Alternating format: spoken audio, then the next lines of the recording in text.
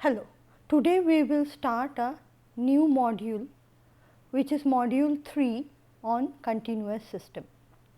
So, all this while we have been talking about discrete system. It was a single degree of freedom system first, which was the most elementary part of the course, and then we talked about multi-degree of freedom system. Nonetheless, multi-degree of freedom system was also a discrete system. So, the masses were concentrated at certain points and the mass was or it was a rigid body having a distributed mass system. So, here from this module onward we will be talking about continuous system or no longer a so where the vibration or the displacement happening during vibration will no longer be a function of only time, but it also will be a function of the spatial variable, that is the dimension, either x dimension or x and y dimension. But for this course we will only deal with one dimensional structure, that is the displacements happening during vibration. Displacements or rotations happening during vibration will be a function of time and the lengthwise coordinate that we would usually call as x. So, we will deal with displacements u which is a function of x and t. So, therefore, the primary difference between the multi-degree of freedom system and single degree of freedom system would be that you will be now solving partial differential equation instead of ordinary differential equation that we were doing for a single degree or multi-degree of freedom system. Additionally, we will be having a system which will have infinite number of degrees of freedom, unlike a finite number of degrees of freedom when we were solving a multi-degree of freedom system.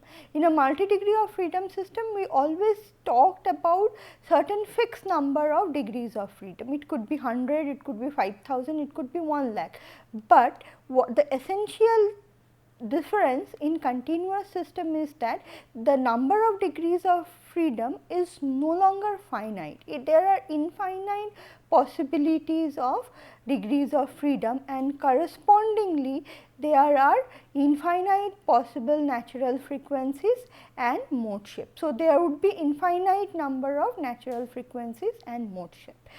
But saying this, I should also say that though a continuous system like a beam or bar under vibration, though there are ideally or theoretically infinite number of natural frequencies or and mode shape, we as engineers are mostly concerned about the first few natural frequencies, but the methodology to obtain this first few natural frequencies is also different from the one, slightly different, I should not say entirely different, slightly different from the one that we had adopted while solving multi-degree of freedom system.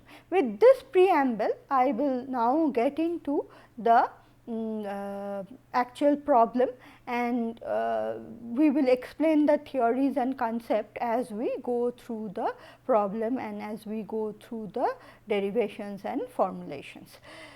So, let us now start with the. So, the first thing that we are going to do is longitudinal vibration of a bar. So, all of you all are aware of a bar, sometimes called as a rod. So, what is a rod or bar? It is a one dimensional member which will undergo only one kind of displacement, that is uxt. So, which is the axial displacement or longitudinal displacement of the system. So, this I have drawn a bar.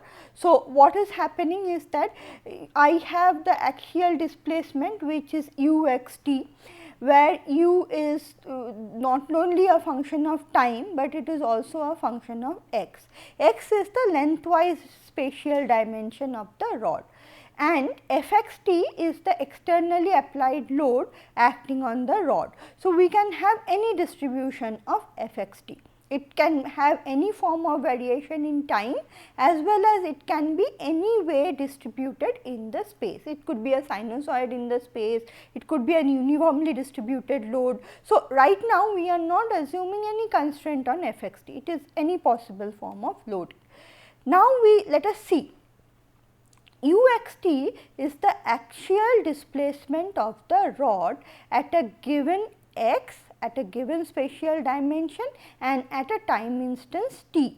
Now, what is happening is that, see, this Uxt is free to take any value or free to happen anyway at every possible x along the length of the rod.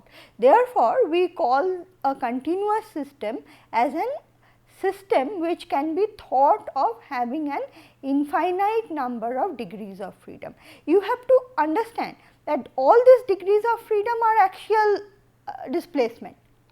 If I take a bar, I cannot think of torsional displacement if it is not allowed.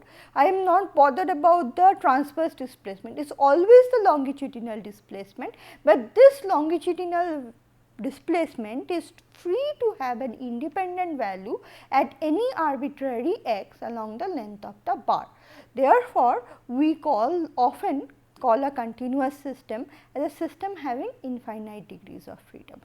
But saying this, I should also mention that we will not solve continuous system as an infinite number of degrees of freedom system, but solve it in a slightly different way.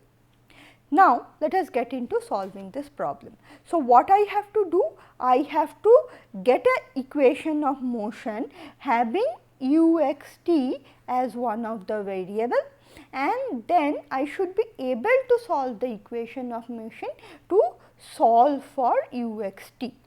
And then I should be able to analyze what Uxt is going to be for different classes of problem. Now, the first thing that we need is of course the equation of motion. To obtain the equation of motion, the easiest way to do that, as I told earlier, is to draw the free body diagram.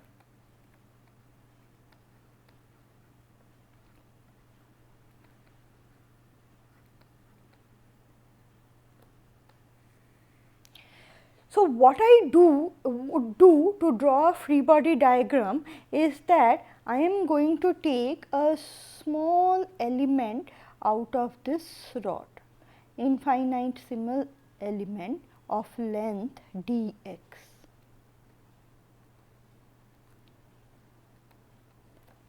Okay, and see what are the forces that are acting on this element of length dx. So, let me just draw the free body diagram of this element having dx as the length. Now, let us see what are the forces that are acting on the element dx. Now, the first thing that is happening is, because it is vibrating, I have a inertial force. Now, what would be the inertial force? The inertial force is going to oppose the direction of vibration. So, it is going to the mass of this small element. Let me write this as mx into dx, where mx is the mass of the bar per unit length. Okay. And I have, as of now, given the tried to keep it generic and said that the mass distribution can vary with x. Normally, very often we consider the mass distribution to be uniform, but just for the sake of generality of the definition, we are going to keep mx as a function of x. So, this is the mass, and then I will have the acceleration, which is u double dot x comma t, where u double dot is nothing but del 2 u by del t square. right. Now, you can see instead of ordinary derivative, I have replaced them by the partial derivative, because u is no longer a function of time alone, it is a fine function of x as well as time. Now, this is the inertial load acting. The other load acting is going to be the force, the externally applied force, which is going to be F x t, F x t being the force per unit length into d x, which is the total force acting on the system. Then I have the internal forces. The internal forces are going to be in the longitudinal direction. So, if this is f x comma t, this is going to be f of x comma t plus del f by del x into dx. So, this is going to be my force, internal forces. Now, I have to find out the force balance equation. So, let me write down the force balance equation.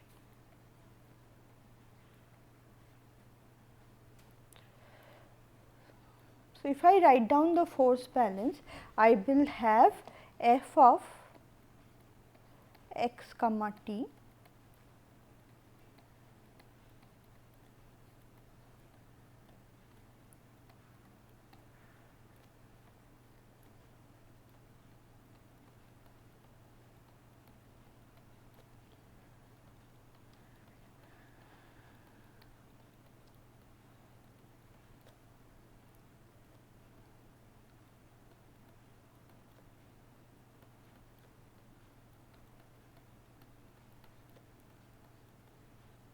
is equal to 0. Now, if I simplify this, I am going to have del f by del x into dx plus f of x comma t dx is equal to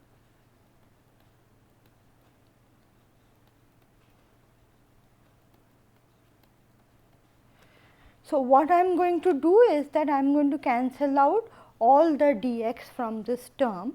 So, therefore, my equation is going to be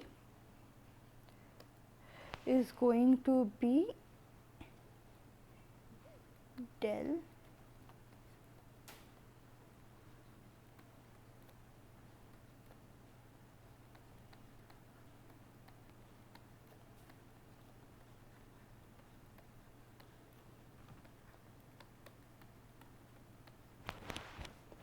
right. So, now I know that the internal forces F x t can be written as the stress into the area. It can always written as the stress into the area of the rod, which is E A x.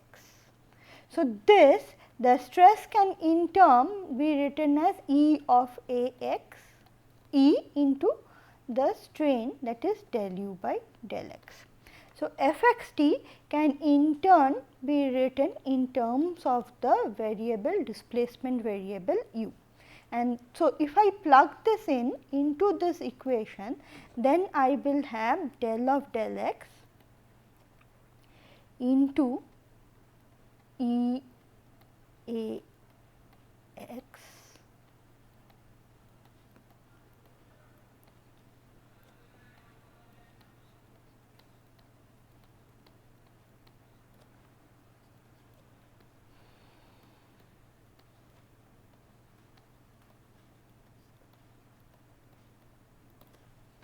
right. So, E can also be a function of x. So, I have coupled E and A together and I have said that both of these two is a function of x, considering variable Young's modulus and variable area across the length of the bar.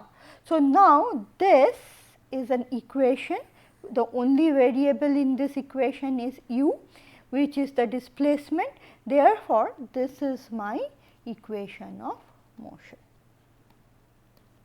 of a bar undergoing axial vibration.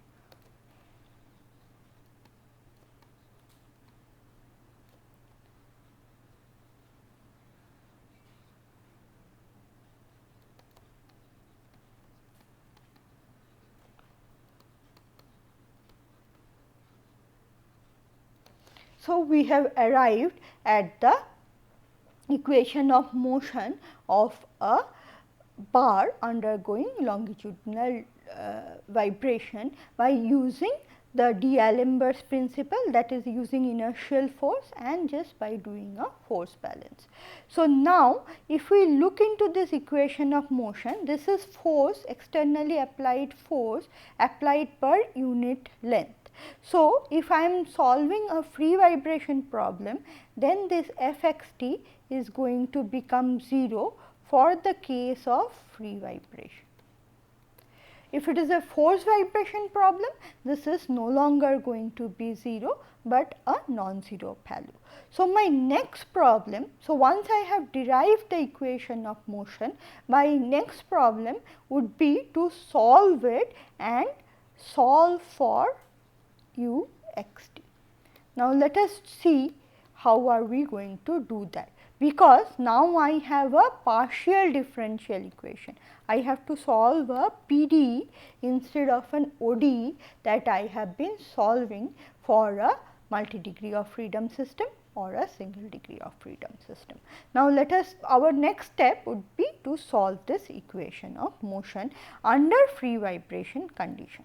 So, let us go back to the equation of motion del x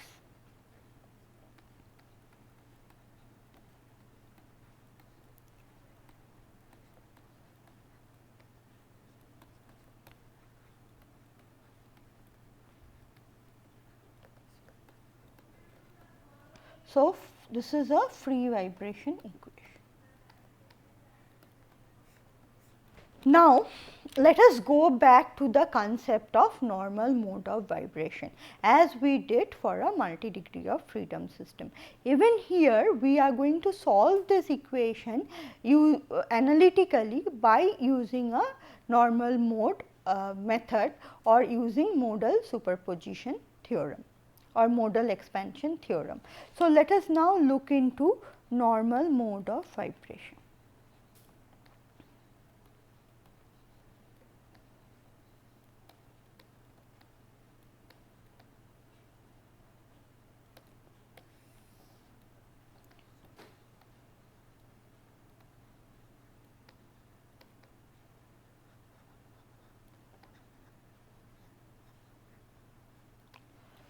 Right. So, we if you recollect what we have talked about for normal mode of vibration of a multi-degree of freedom system, the definition of normal mode of vibration was that when a system is vibrating in a under a normal mode condition, then it is undergoing a synchronous motion. What is meant by synchronous motion? That the shape of deformation of the system or structure under normal mode of vibration is not going to change with time. So, we have also shown it through some figures in case of multi-degree of freedom system. If we just try to, so the definition of normal mode of vibration remains same even for a continuous system, because it's a physics which cannot change for a continuous system. So, even for a continuous system, the definition of normal mode of vibration is that a structure is going to vibrate when it vibrates in normal mode of vibration, a continuous system. Its shape of deformation is not going to change with time. So, let us take example of a fixed free beam or a cantilever beam. So, let us say that this is the undeformed state of a cantilever beam. Now, if I draw this, so this is going to be the deformed shape. So, say it is vibrating under first normal mode, say the beam is vibrating at first normal mode, and say this is the deformed shape of the beam at an instant t equals to t1. Now, what is going to happen at t equals to t2, it is going to get further deformed. Say this is at t equals to t2, but the shape of deformation is going to remain the same. So, similarly, I can say at t equals to t3, the deformation is going to look something like this at t equals to t3, but the shape of deformation even at t equals to t3 is going to remain same, and that is called synchronous motion.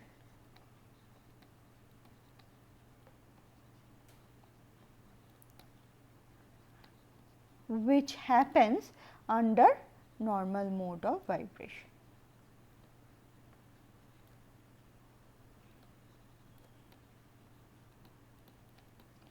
Now, how will I express the synchronous motion in terms of mathematical expression? So, if I write the axial displacement uxt in variable separable form, that is as a function phi x t and a function t t, then we can see that this form of displacement is going to satisfy my synchronous motion. Let us see how. So, if I say that u x1 t is the axial deformation at any arbitrary time instant t, but at a point x equals to x1, then u of x1 t is going to be phi of x1 into t t. Now, let us say that u x2 t is the axial deformation at x equals to x2 and at the same arbitrary time instance t, then phi x2 can be written as phi of x2 into t t. Now, if we take the ratio of u x1 t by u x2 t, then I can write this as phi x1 t t by phi x2 t t. So, t and this cancels with each other. So, this becomes a constant and or not a function of time, right. So, this ratio denotes the shape of deformation, and this shape of deformation we have seen that if we is no longer a function of time. Therefore, it satisfies the condition of synchronous motion. Therefore, if we write u x t in this form, in variable separable form, then this form is going to satisfy our criteria of synchronous motion. Therefore, let us say we have seen that this is a normal mode of vibration. This form of vibration is a normal mode of vibration. So, if we just try to relate this with the multi-degree of freedom system, we will see that in multi-degree of freedom system, there also your displacement ut was written in under normal mode of vibration as a vector into the vector was called the mode shape into a time function which was same for all the degrees of freedom. So, that concept or that mathematical expression is just being extended in this case. Here therefore, phi x, which is called the mode shape or which is the deformation shape under normal mode vibration. So, phi x is the mode shape. So, if we can find out what the phi x will be, then we can find out the mode shape of the system. So, now let us see, we have this equation of motion. Let us get back to the equation of motion. which is EAX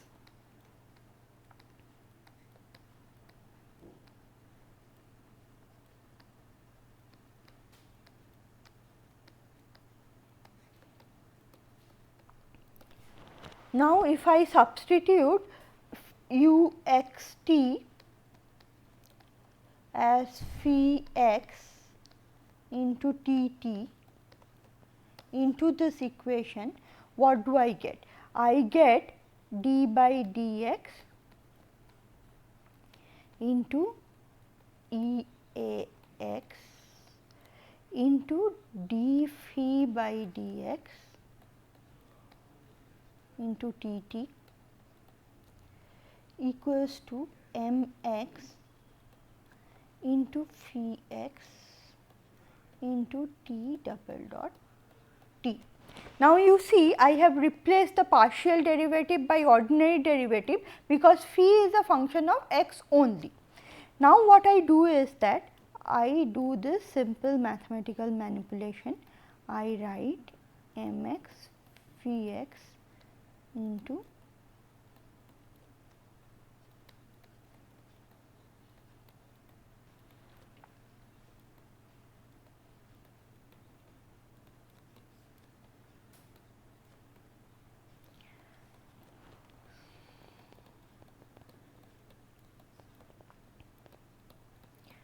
right. So, I have done this simple manipulation. So, I have brought all the functions of x on the left hand side and all the functions of time alone on the right hand side. Now, let us see that this left hand side is a pure function of x. So, this is a pure function of x, whereas my right hand side is a pure function of time. Now, I have equated a pure function of x with a pure function of time. Therefore, it can only happen when both this function is equal to a constant. There is no other way by which this is possible except when both the function of x as well as the function of time is equal to a constant. So, let me call this constant arbitrarily as minus omega square. We will see that this omega is nothing but the natural frequency of the system. Why? Because t double dot t, from this equation I can say that t double dot t by t t is equal to minus omega square, and if we solve for this, we will see that t t is going to be a sine function with natural frequency as with a frequency as omega. So, we can say that under free vibration condition, under normal mode of vibration, the system is going to vibrate in a sinusoidal form with a frequency of omega. Therefore, omega is the natural frequency of the system. Now, let us see how are we going to solve for omega. So, if we try to solve for omega, I have to get back to my spatial equation. So, I have to write 1 of mx into phi x into d dx by EAX.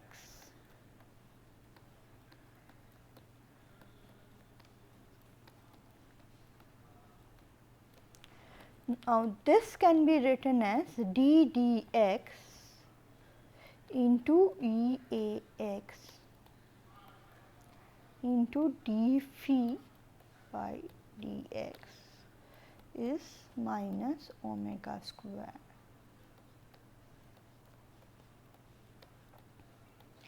Now, I can always, now the only unknown here is phi. I can always solve this ordinary differential equation to obtain phi, but the solution of this equation analytically is difficult if we consider EA that is the axial rigidity or longitudinal rigidity, E is the Young's modulus, A is the area. So, if we consider it to be a variable of x. Now, therefore, let us consider a bar with uniform E and area, cross sectional area.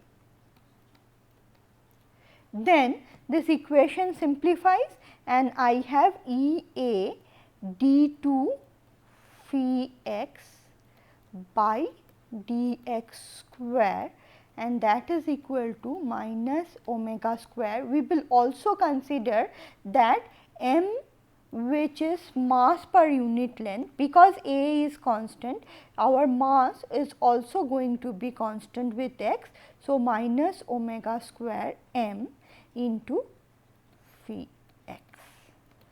Now, we can write this as d2 phi x by dx square is equal to minus omega square m by E A into phi x.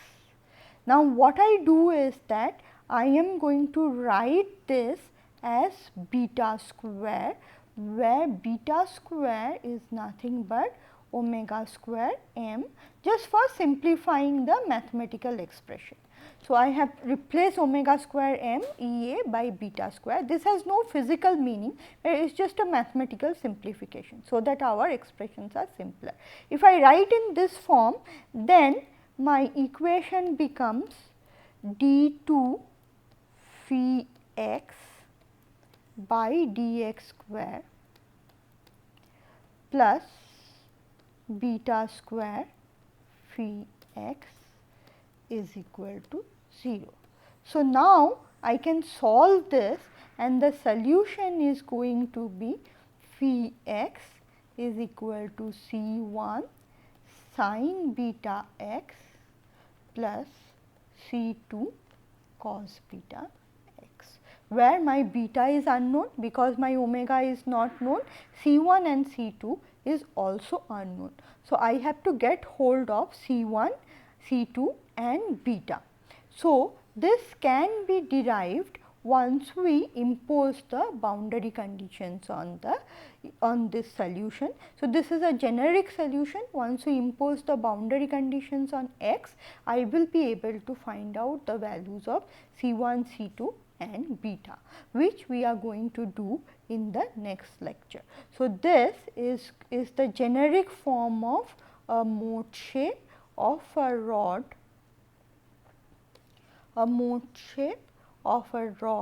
undergoing, or a bar undergoing axial vibration. Thank you.